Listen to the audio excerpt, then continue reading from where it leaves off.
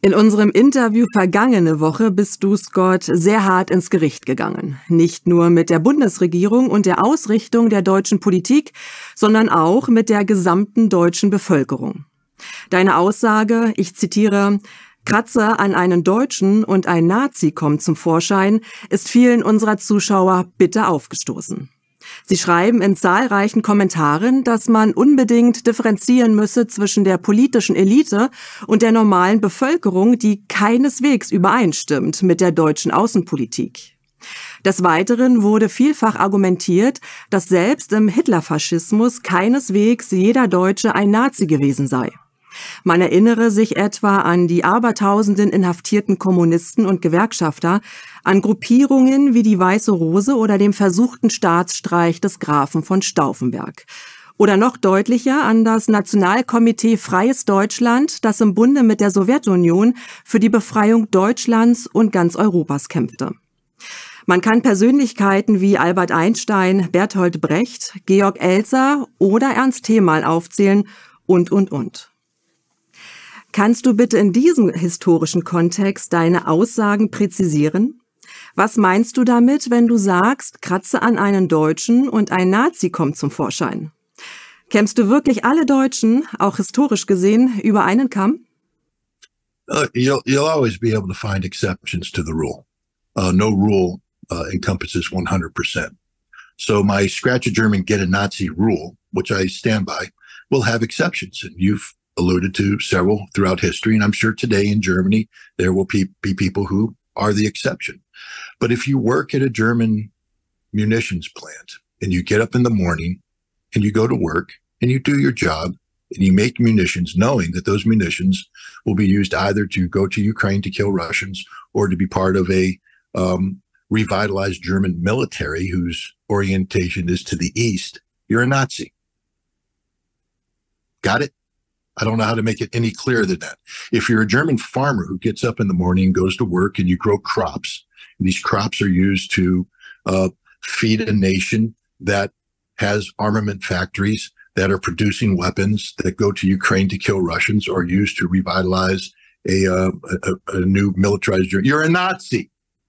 If you work in an auto factory and you produce vehicles that allow Germans to move around autobahns that are produced by workers who build the streets, and you do all this to facilitate factories that produce weapons that go to Ukraine and kill Russians or to revitalize the German military, you're a Nazi. Got it? I don't know how to make it any more clear than that. So as long as Germany collectively, as a nation, continues to support the policies that's embarked on, there ain't no difference between you today in the Germany of the 1930s. None whatsoever. And your fate will be the same. Prove me wrong. Go to the streets. Carry out a revolution. Show me you're not Nazis. Get rid of your government. Overthrow your government. Do something. Be those exceptions to the rule. Otherwise, if you just sit at home, pick your nose, eat schnitzel, you're a Nazi. I hope I made it clear. Ein weiterer Aspekt, der unseren Zuschauern aufgefallen ist die Stoßrichtung deiner Kritik ausschließlich in deutsche Richtung. Zahlreiche Kommentare hoben hervor, dass Deutschland keineswegs souverän agiere und dass die Drahtzieher hinter der deutschen Außenpolitik letztlich in Washington säßen. Tatsächlich lässt sich das sogar auch im Taurus-Leak heraushören. Von dem Kreis der Bundeswehroffiziere wird erwähnt, dass der Plan zum Angriff auf die Krimbrücke eng koordiniert wurde mit dem ehemaligen Kommandeur der US-Luftstreitkräfte im Pazifik, General Kenneth Wilsbach, und auch seinem Nachfolger im Amt, General Kevin Schneider, vorgestellt wurde. Es klingt an, dass die Bundeswehr ihre Pläne nicht ohne ein Okay aus Washington umsetzen dürfte. Was sagst du zur Autarkie der Bundeswehr und der deutschen Außenpolitik? Handelt Deutschland wie ein souveräner Staat? Und kann Deutschland überhaupt wie ein souveräner Staat handeln, wenn nach wie vor Besatzungstruppen im Land sind und die deutsche Wirtschaft eingeschnürt ist vom US-Kapital? Muss die Kritik am Handlanger nicht auch zwingend den Drahtzieher treffen? I think anybody who follows me would understand that I criticize the United States far more than I criticize Germany. This is a platform where you ask me specific questions about Germany, so you get specific answers that are focused on Germany. But if you don't for a second think that I put laser focus on criticizing my government and the policies of my government, then you don't know who I am. Okay, I'm an American who believes that America should be a nation that lives up to the values enshrined in the Constitution, that speaks about the value of human rights, human life, justice, these principles. I oppose wars of aggression. I oppose what America does in its foreign policy. I condemn America for this foreign policy. But, come on, Germany, grow up. What kind of child are you? Really? Oh, no. Big bad America told me to do this. I had no choice to do it. Grow up. You're in the Bundeswehr. You're a soldier, and you can't stand up and stare somebody in the face and tell them to back the hell off. Then take the damn flag off your shoulder, sew on the American flag, and admit you're just a colony of America. Pull down the German flag over the Bundestag, raise the stars and stripes, and call yourself the 51st state. Bunch of cowards. That's the most cowardly thing I've ever heard. You either are or you aren't. You're either German or you're not. I don't want to hear, I'm occupied. If you're truly occupied, if you truly believe this, because I'm calling you out, you hypocrites, because you don't believe it. It's just an excuse. Oh, we're occupied. Then throw them out. Throw out the American soldiers. Do what an occupied people do to the occupiers. But you don't, because you're not occupied, because you allow the Americans there. You want the Americans there. You need the Americans there because you're little children, you're little lost children, and you have to have an adult holding your hands as you cross the street. You're pathetic. I'm sorry. Come on, Germany, grow up, be a nation, be people, take control. But oh no, we're occupied. You're cowards. And that, by the way, is the foundational aspect of being a Nazi, because Nazis aren't brave. Nazis are cowards. Nazis are people that sit there and live their life as the ash comes down from the concentration camp next door on their shoulder, and they take it off their shoulders and pretend it didn't happen. Nazis are the people that sit there and turn their eyes away as the trainload of Jews go through the train station, and you hear their cries, but you close your ears because you're a coward. That's what a Nazi is. Germany is a nation of cowards. Germany is a nation of Nazis. Sorry about that, guys. If you don't like it, do something different. But don't sit here and cry to me. Grow up.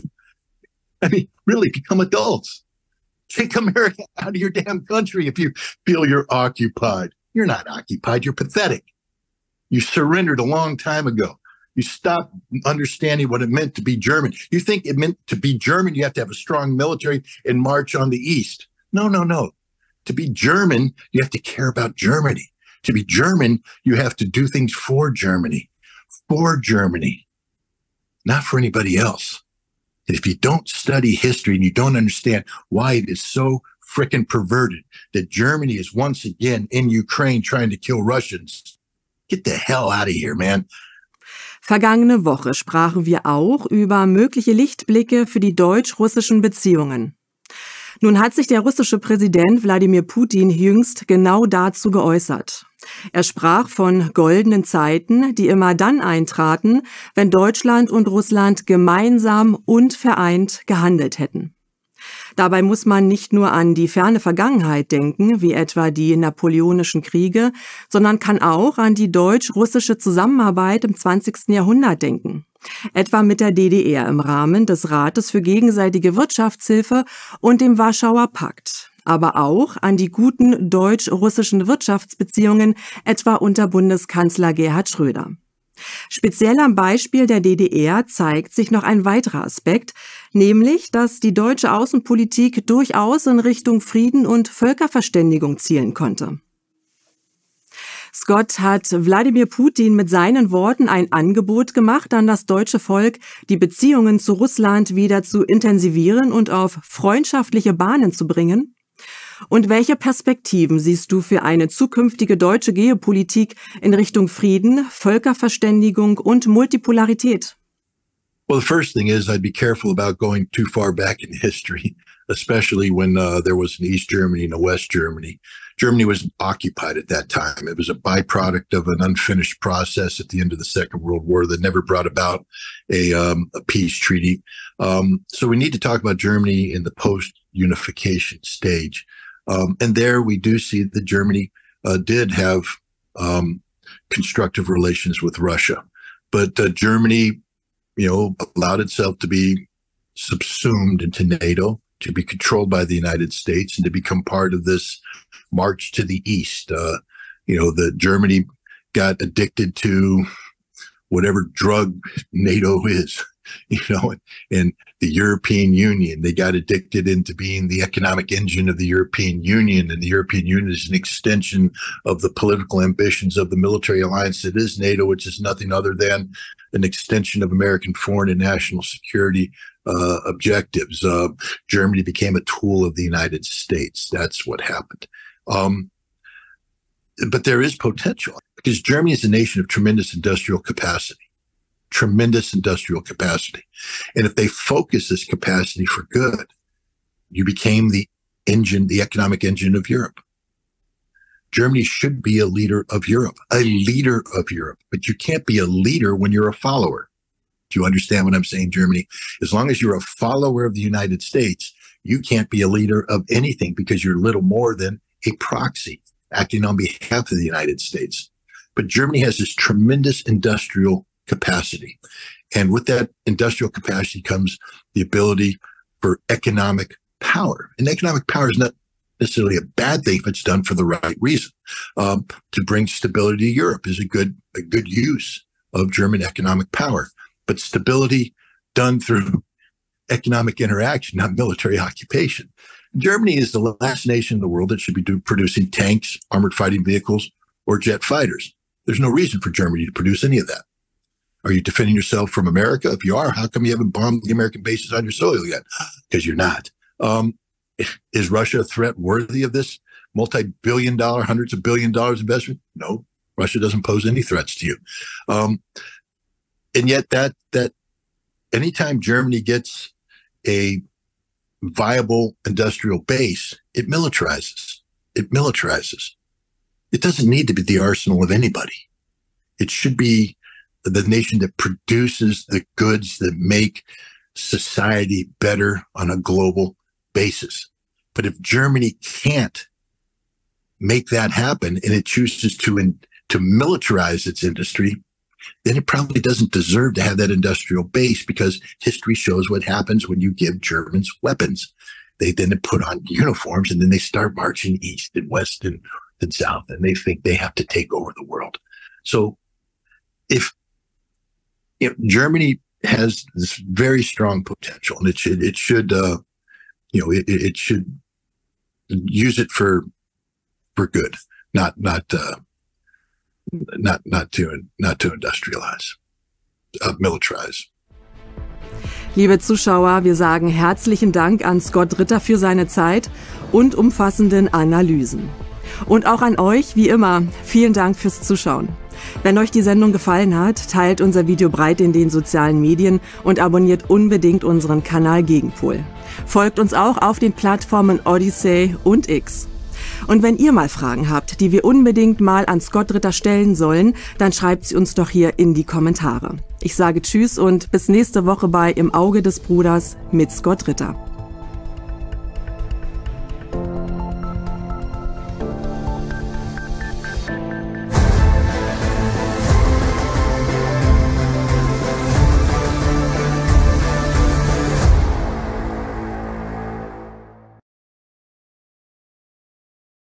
Papst Franziskus appelliert für den Frieden und erntet einen Shitstorm des Westens. Vor der Präsidentschaftswahl in Russland. Woher kommt die enorme Popularität des russischen Präsidenten Wladimir Putin bei seinem Volk? Alles nur Manipulation, wie der Westen behauptet? Brisante Details des Taurus-Leaks. Sitzen die wahren Drahtzieher in Washington? Und Scott Ritter steht uns Rede und Antwort. Sieht er wirklich in jedem Deutschen einen Nazi? Vergangenes Wochenende überraschte Papst Franziskus die Weltöffentlichkeit mit einem deutlichen Appell zu Friedensverhandlungen in der Ukraine. Franziskus sprach vom Mut zu Verhandlungen und von der Notwendigkeit, Menschenleben zu retten. Der Westen entfachte daraufhin einen Shitstorm gegen das Oberhaupt der katholischen Kirche bis hin zu Anspielungen, er mache gemeinsame Sache mit Putin. Bundesaußenministerin Annalena Baerbock äußerte, der Papst wisse gar nicht, wovon er rede, man müsse den Krieg mit eigenen Augen gesehen haben. Die Schlussfolgerung der Bundesregierung ist eine Steigerung der Kriegshilfe für die Ukraine. Was sagst du, Scott, zu dem Appell von Papst Franziskus? Warum kommt er gerade jetzt? Trifft er einen Nerv der Zeit? Und woher kommt die geballte Wut gegen den Pontifex von Seiten der vehementen Unterstützer Kiews, wie etwa Baerbock? Well, it's very difficult for me to get into the minds of German politicians these days. I don't understand what their motivations are. I don't understand what their principles are. I'm not a Catholic. I'm not somebody who embraces the notion of a supreme, papal authority. But I do respect people of faith, and I respect people who have faith. And the Pope is the head of the Catholic Church, a Christian church, and I have studied enough about Christianity to know that it's a religion of peace, and that Jesus Christ is somebody who I believe, if he were alive today, would be trying to promote a peaceful resolution to the problems, the violence ongoing in Ukraine. So it's only natural that a man of faith, the Pope, who is, the leader of a Christian religion, advocate for peace. I find it to be natural. I find it to be in keeping with his, his principles, his values, and indeed his mission. He is, after all, the head of a, major Christian religion, the Catholic Church. So, and the last time I checked, Germany was, a nation that had a number of Catholics in it, a number of Christians. There's parties, the Christian Democrat. I mean, it's a nation that's shrouded itself with, the title of Christianity. And one would hope that if you're going to call yourself Christian, that you would at least embrace, espouse the beliefs of Christianity. And yet, Germany is behaving as a nation that appears to have forgotten what Christ was teaching. Again, I don't want to get too religious because I'm not religious, but the question deals with religion, and many of these German politicians who are condemning the Pope claim to be Christian. What would Jesus do? That would be the question I would ask them. What would Jesus do? Send more weapons? Double down on stupid? Encourage more death and destruction? No, that's not what Jesus would do. So I just find the Germans to be the political class, at least, to have totally lost foundation with anything that remotely would allow them to call themselves Christian and indeed human. Papst Franziskus sprach explizit davon, Vermittler von außerhalb einzuschalten. Siehst du den Papst selbst in einer Rolle als möglicher Vermittler für Friedensverhandlungen zwischen der Ukraine und Russland? Oder kannst du dir ein anderes Land in dieser Rolle vorstellen, etwa eine Nation der BRICS, wie etwa China oder Südafrika? There's two, I guess, important aspects to that question. One is, are the conditions conducive currently for mediation? And then two, if so, who would be, or what would be a good mediator? I don't believe right now the conditions are conducive to mediation. The Ukrainian government is totally detached from reality when it comes to what it expects from a negotiation. And to be honest, the Russians just aren't in any mood to negotiate right now. They've sacrificed too much to get to where they're at right now. And a negotiation for them would be throwing away all that they've done to prepare themselves to get to this position of being on the cusp of victory. I do believe that it's important for people to encourage the Ukrainians to become more realistic, and frankly speaking, to encourage the Russians to never forget their humanity. Sometimes when you are pushing towards victory and you sense victory, you sometimes allow the scent of blood, so to speak, to get in the way of what you're fighting for. And the Russians have always been fighting for, doing the right thing by the people of Russia. And, the Russian nation, as defined by Vladimir Putin, goes beyond simply the borders of the Russian Federation. It includes people of similar language, history, culture, religion, etc. And the Ukrainian people fall into this category.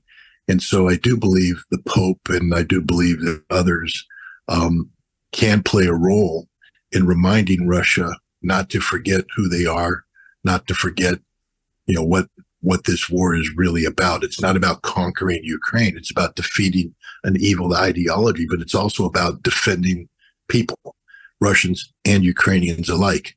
And so I think there's a valuable role for people and entities of conscious, morally grounded people like the Pope to continue to speak out. And again, not just try to get Ukraine and its supporters to recognize reality and to stop insisting on things that just aren't going to happen, but also to remind Russia about who they are, what they claim to be fighting for, and encourage them never to lose sight of that. Am kommenden Wochenende stehen in Russland die Präsidentschaftswahlen an. Traut man den aktuellen Umfragen, könnte Wladimir Putin mit bis zu 80% der Stimmen die Wahl gewinnen. Schon bei der letzten Wahl im Jahr 2018 hatte Putin über 76% der Stimmen erhalten. Ein solches Wahlergebnis zum jetzigen Zeitpunkt wäre auch ein deutliches Votum der Zustimmung der Bevölkerung zur Politik der russischen Regierung, einschließlich des militärischen Vorgehens in der Ukraine. Scott, du warst Anfang des Jahres für mehrere Wochen in Russland. Für viele Menschen in Deutschland ist das schwer vorstellbar. Wie populär ist Wladimir Putin innerhalb der russischen Bevölkerung? Und was bedeutet diese Wahl für Putin und seine Regierung, aber auch für die Russen? I think it's important to point out that this election is taking place at a time of war, and that the Russian people have changed tremendously since the decade of the 90s, when the West was helping create a belief amongst the Russian people that they needed the West to make themselves whole, that by themselves they were somehow incomplete as a nation, as a people, insufficient, collectively. And, what Vladimir Putin has done since coming to power in the end of 1999, early 2000, is to restore Russia's faith in itself. So Russians believe in Russia. And right now, because of what the collective West has done, using Ukraine as a proxy to attempt to strategically defeat Russia through war, through economic sanctions, etc., is get Russians to come together. And Vladimir Putin is the force around which they are rallying. And so, of course, Russians who believe in Russia, who believe that Russia needs to stand up to the collective West, will rally around that symbol. And so that's why I think you're going to see very large numbers in favor of Vladimir Putin. But I also need to point out, I think Vladimir Putin himself would point this out, that it doesn't necessarily mean that you support everything that Vladimir Putin does, nor do I believe Vladimir Putin wants you to blindly support everything he does. I've gone back and listened to him over the years, listened to him speak, and he actively encourages dissent. Now, when I say dissent, I don't mean violent dissent, destructive dissent, dissent that seeks to return Russia to the 90s, but dissent that says, I don't agree with what you're doing. And then to say why you don't agree with what, that's how you become stronger. I mean, he said that. He said, the more you criticize us, the more we learn. And the more we learn, the better we become. To give you an example, there's polling right now coming out of Russia that suggests that, 60 or 57% of of Russians strongly believe in what's going on in the war. 57%. Now, if Putin's going to win 80% of the vote, but only 57% of the Russians strongly believe in what's going on, then that means that there's some people who are going to vote for Putin who have doubts. And if there wasn't this war going on that caused Russians to rally around Russia, maybe that number wouldn't be 80%. And that's, I think we need to reflect on that to understand a couple things. One, that Vladimir Putin is not a dictator. He's not an absolute ruler. That left to its own devices, Russia is a nation that has diverse opinions, and these diverse opinions can manifest themselves politically, sometimes in opposition to Vladimir Putin. And this is a healthy thing. And Vladimir Putin would say, I believe, this is a healthy thing. So we need to not be confused by what's going on right now. Right now, what's happening is that Russia is rallying around Russia. Russia is rallying around Russia in a time of war. And the leader of Russia is going to become the symbol of Russia, and Russia is going to vote for Russia. That's what this election is about. Hopefully someday in the future, this conflict will end and Russia will get back to the business of, picking not a symbol of Russia, but a political leader of Russia. And I think you'll see that the numbers will become more realistic, because Russia is a nation that, while the Russians love Russia, it doesn't necessarily mean that they all agree on, which politician is best for Russia. Putin is a very popular politician. He's proven that time and time and time again, but he's not 80% popular under normal circumstances. Right now is not a normal circumstance. This isn't a vote for Putin. This is a vote for Russia. In den deutschen Medien steht schon vor dem eigentlichen Wahlergebnis fest, egal wie dieses wohl ausfällt, dass die Wahl in Russland manipuliert worden sei. Zudem wird hierzulande gerne kolportiert, dass es starke Opposition in Russland gebe, die allerdings gewaltsam unterdrückt werde. Ohne seinen Unterdrückungsapparat könnte sich Putin gar nicht mehr an der Macht halten. Zudem gibt es alle Wochen lang Berichte über Putins angebliche Todesnähe, seine unheilbaren Krankheiten. Andererseits wird kräftig über sein Liebesleben und angebliche Affären spekuliert. Aber bleiben wir beim Thema Präsidentschaftswahl. Dazu haben wir zwei Fragen. Erstens, wie schätzt du das russische Wahlsystem ein? Lässt es sich leicht manipulieren? Zweitens, woher kommt die Hybris des Westens, dass missliebige Wahlergebnisse, egal in welchem Land, ob nun Russland, China, Iran, Venezuela, Türkei oder Ungarn, stets als manipuliert dargestellt werden? Durchaus zweifelhafte Wahlausgänge wie etwa in den USA oder Frankreich oder sogar offene Fehler bei Wahlen wie bei der Bundestagswahl hier in Berlin dennoch als lupenreines Funktionieren der Demokratie dargestellt werden. Well, I mean, your question itself underscores the lack of seriousness of those who criticize Russia. Again, let's just be straight up honest. Political parties or political entities that are in power will use the means afforded to them by being in power to position themselves in the best possible way to win a re-election. It happens in the United States. It happens in Germany. It happens in Russia. To pretend that Vladimir Putin doesn't take advantage of being president to portray himself as the best possible candidate is ludicrous. What kind of leader would do that? If you're a politician and you're telling your constituents that you believe that you continue to be the best person to for them to put their faith in, you need to put yourself in the best possible light. You do that by taking advantage of the fact that you get to run around and say, I'm president. I get to sign bills. I get to pass legislation. I get to allocate resources. And hopefully you're doing it for the betterment of the people. But in doing so, if it truly is for the betterment of the people, you make yourself look better.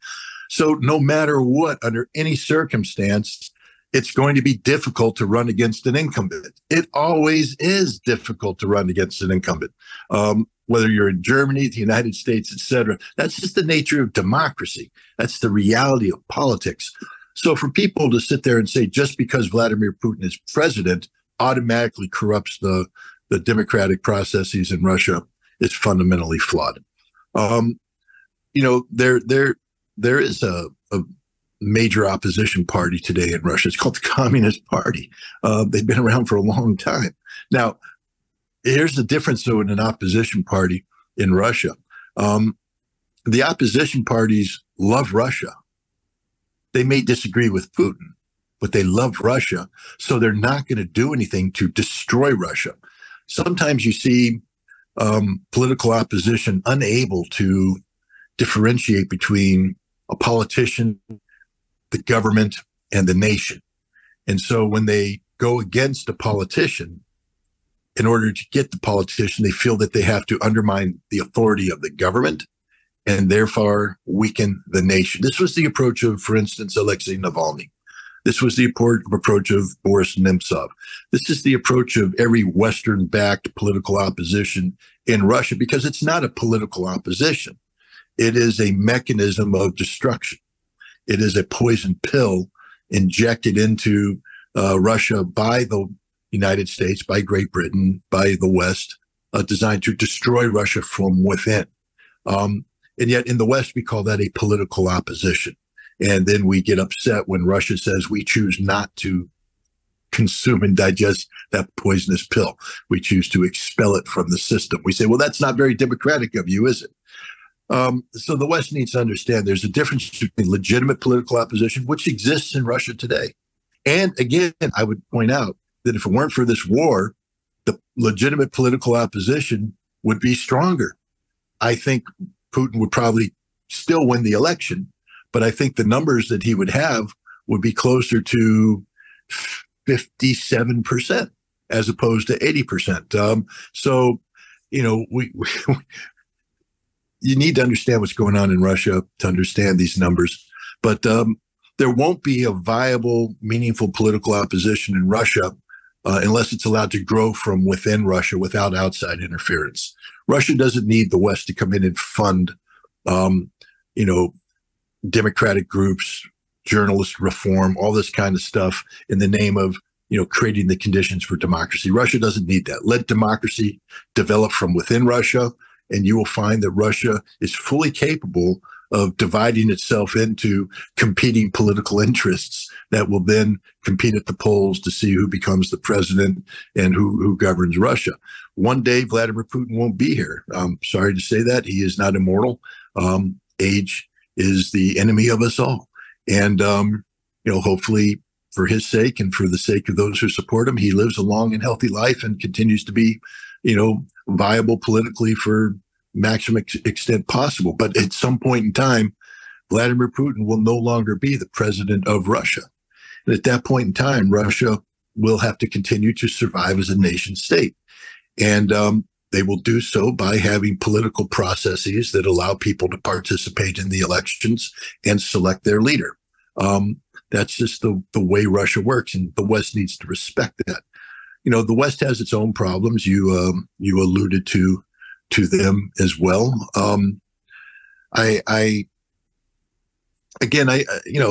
We could go on forever. You could write a PhD thesis about all this stuff, but at the end of the day, the basic principle that everybody should adhere to is that if you're going to call yourself a democracy and embrace democratic processes to create democratic institutions, to be truly democratic, it has to be derived from the people who are involved.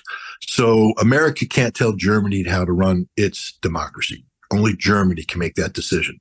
Will there be mistakes? Yes. And Germany's required to fix that. No one can tell America how to run our democracy. We are making mistakes. We don't need the world to tell us how to fix them. We will fix them. That's our job. Russia has its democratic institutions. It's not the world's place to tell Russia how to be a democracy. Russia will determine that, and Russia will make itself a democracy, but it'll be a Russian democracy, just like a German democracy will be a German democracy. An American democracy will be an American democracy.